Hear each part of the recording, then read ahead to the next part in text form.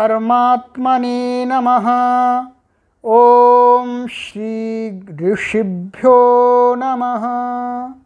ओम श्री गुरुभ्यो नमः। सर्वेभ्यो नमो नमः।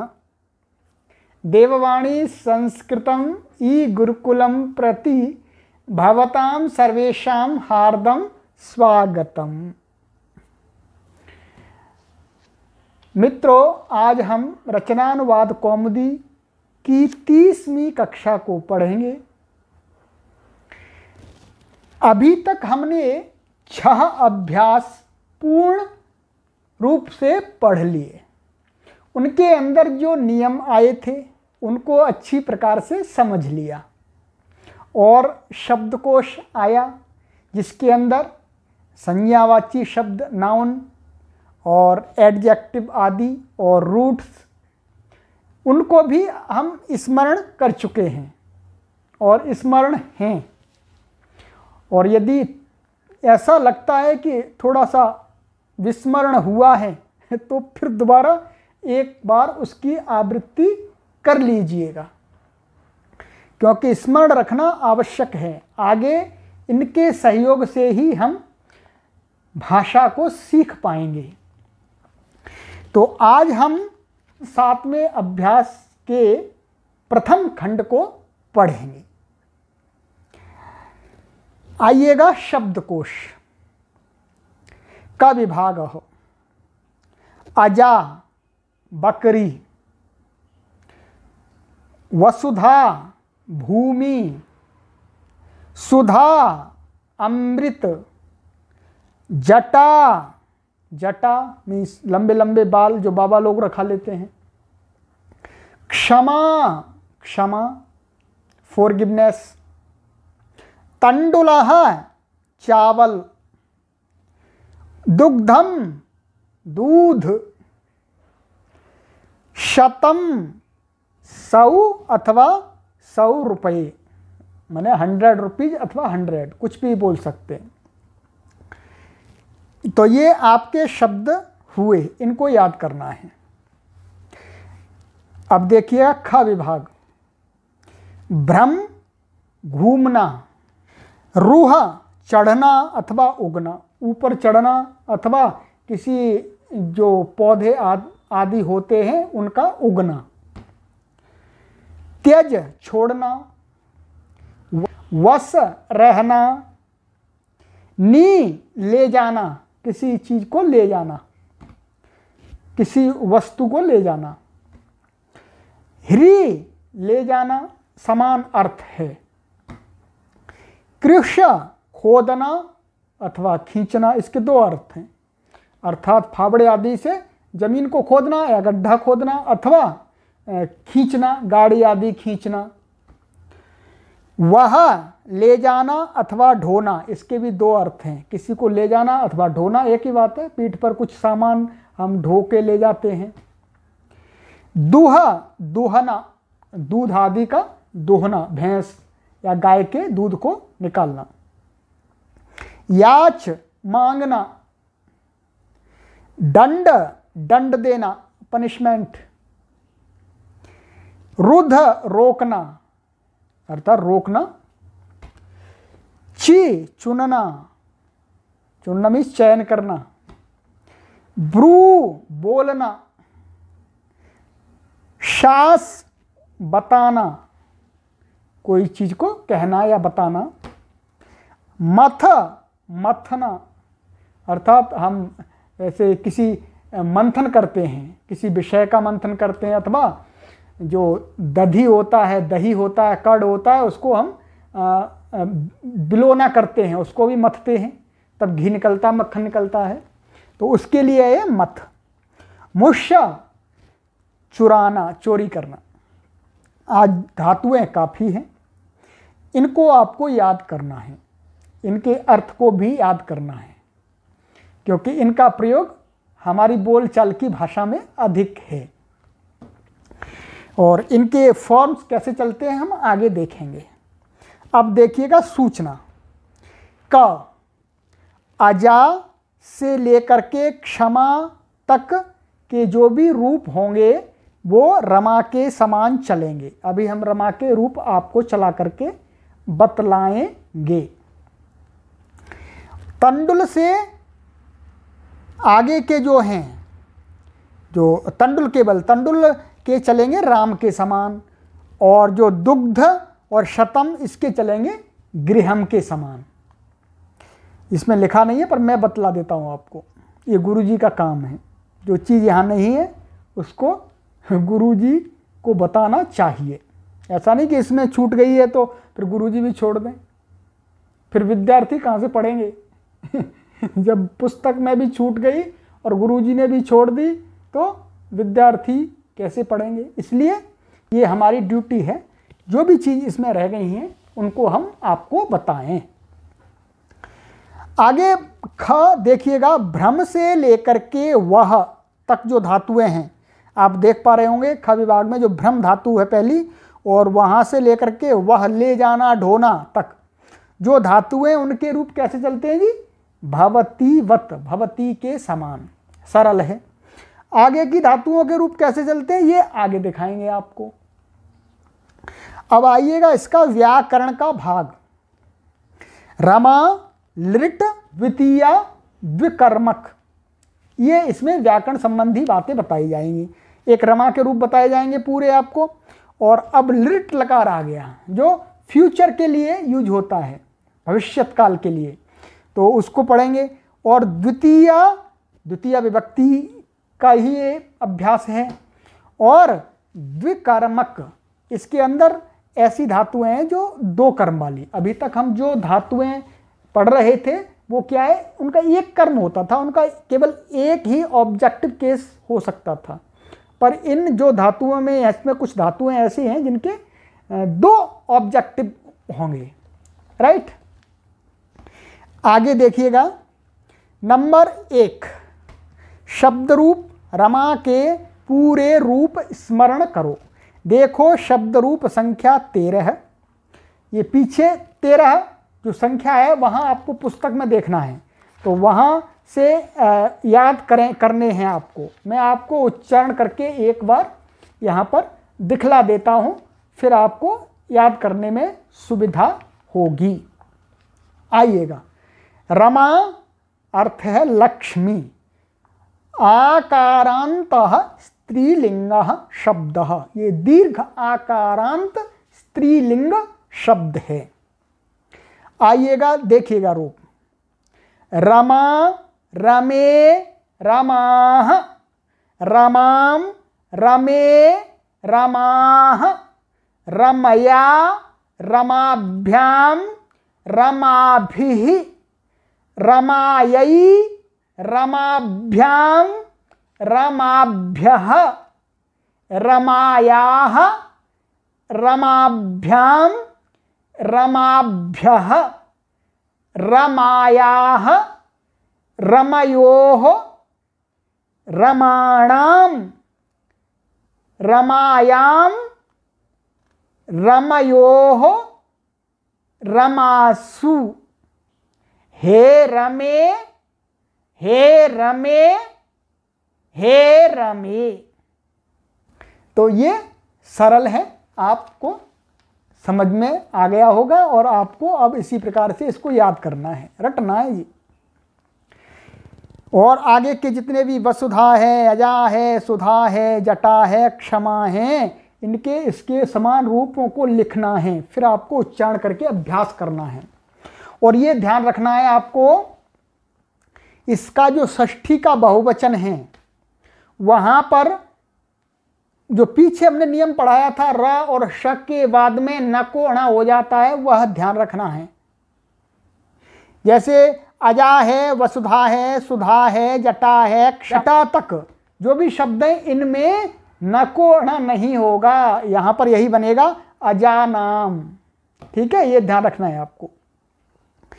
आगे चलते हैं, रमा के संक्षिप्त रूप लगाकर अजा आदि के रूप बनाओ।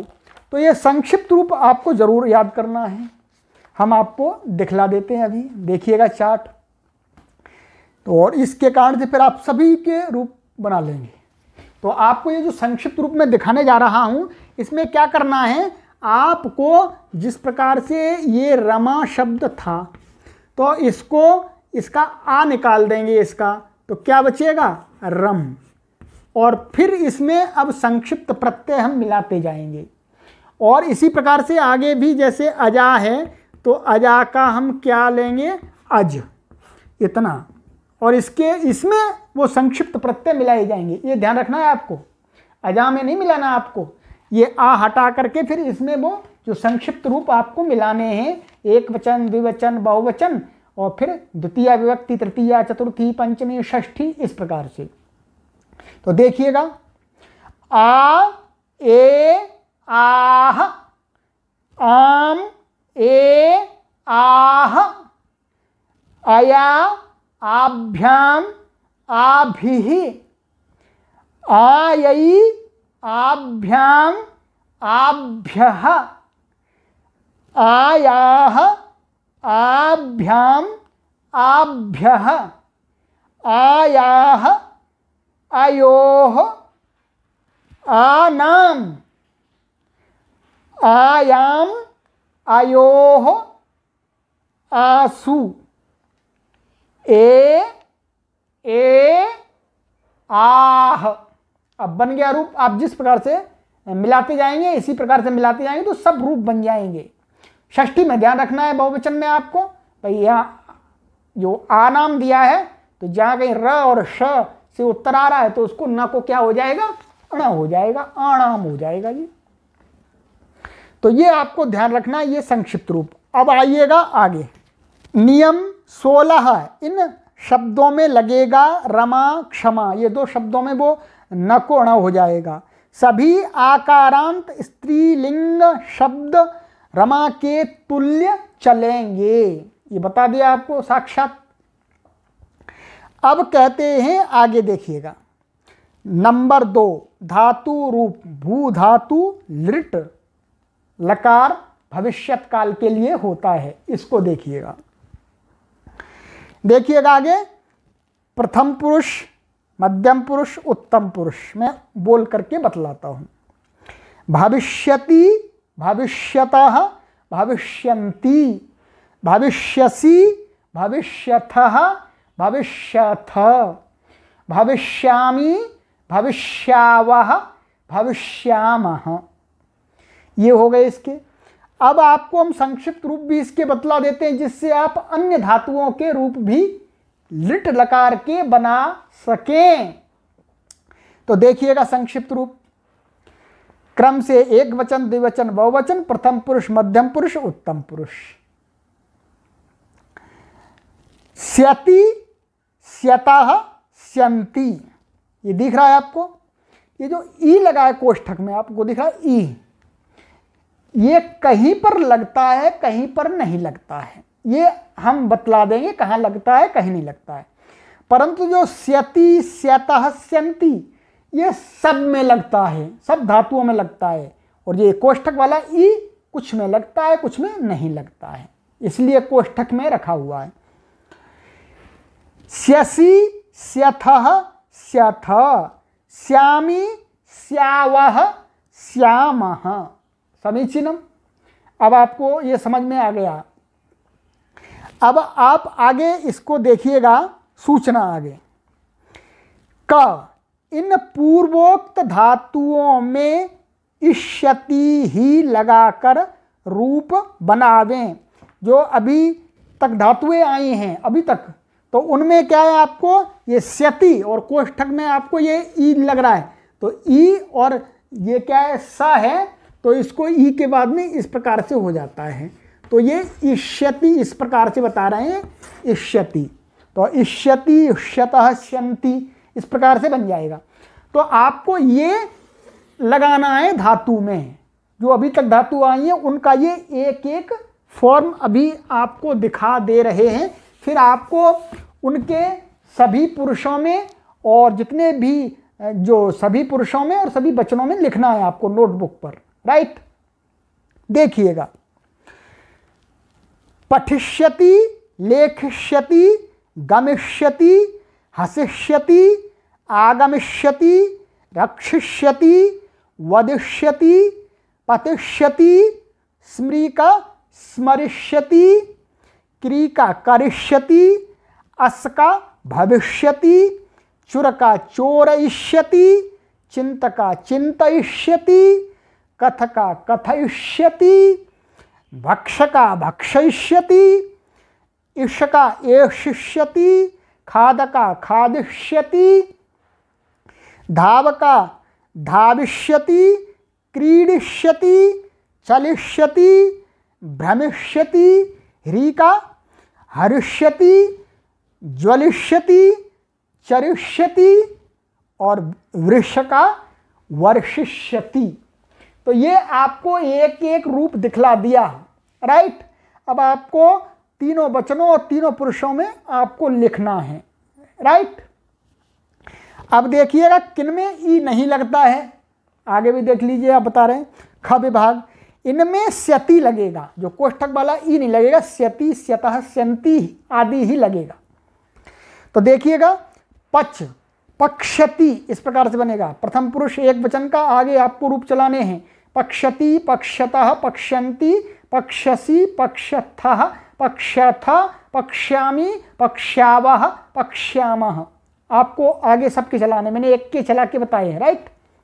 आगे देखिएगा, नम का बनता है नंस्यति, दृश का बनता है द्रक्ष्यति, सद का बनता है सत्स्यति, स्था का बनता है स्थास्यति, पा का बनता है पास्यति, घ्रा का बनता है घ्रास्यति, जी का बनता है जेष्यति और तुद का बनता है तोत्स्यति, स्पृश का बनता है स्प्रक्षति, प्रच्छ का बनता है प्रक्षति, रोह का बनता है रोक्ष्यति, त्यज का बनता है त्यक्षति, वस का बनता है वत्स्यति, नी का बनता है नेष्यति, कृष का बनता है कर्क्षति, वह का बनता है वक्ष्यति, दह का बनता है दक्ष्यति, तप का बनता है तप्स्यति और गई का बनता है जी गास्यति। ये मैंने बतला दिया, एक एक आपको नोटबुक पर लिखना है, फिर सरलता से आपको कंठस्थ हो जाएंगे, स्मरण हो जाएंगे, कोई भी कठिनाई नहीं है। अब आगे देखिएगा नंबर 2, नी आदि के क्रमशः लट में इस प्रकार के रूप चलेंगे। जो इसके अंदर जो नी धातु दी है उन धातुओं के रूप बता रहे हैं। तो देखिए लट लकार का बता रहे हैं, नयति, हरति, कर्षति, वहति, इनके भवति के तुल्य आपको रूप लिखने हैं, राइट। और कहते हैं जो आगे धातु थी दुह, इनका थोड़ा अलग चलेगा।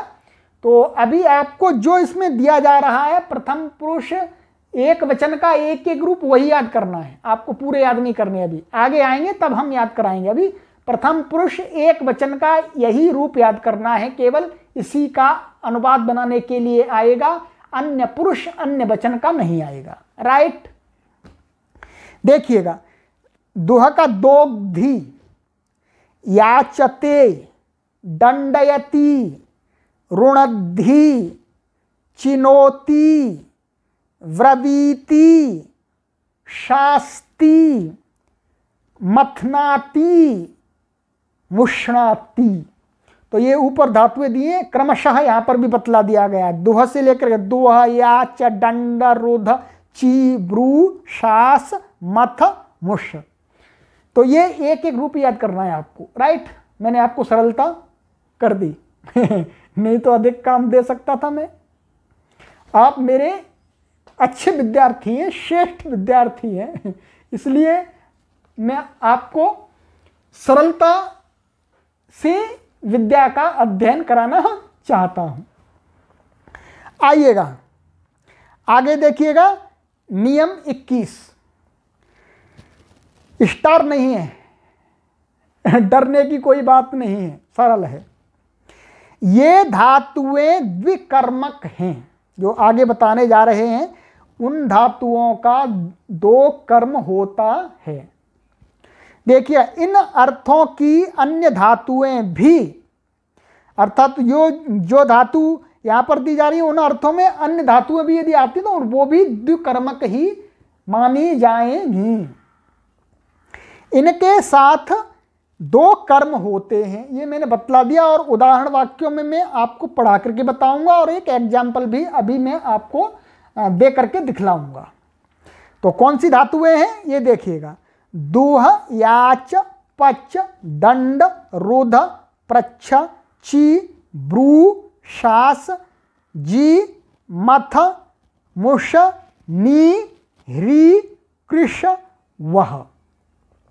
इन धातुओं के दो कर्म होते हैं। आपको मैं पहली धातु ही दिखला देता हूं, दुह। देखिएगा,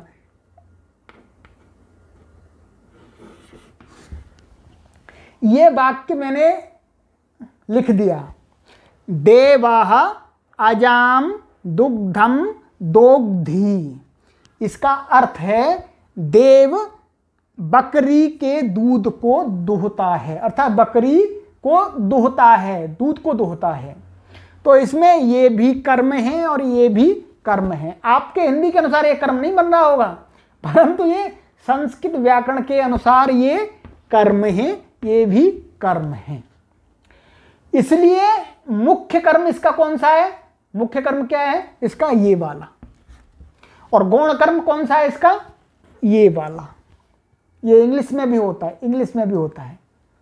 कभी हम इंग्लिश की क्लास भी आपकी स्टार्ट करेंगे संस्कृत के विद्यार्थियों के लिए।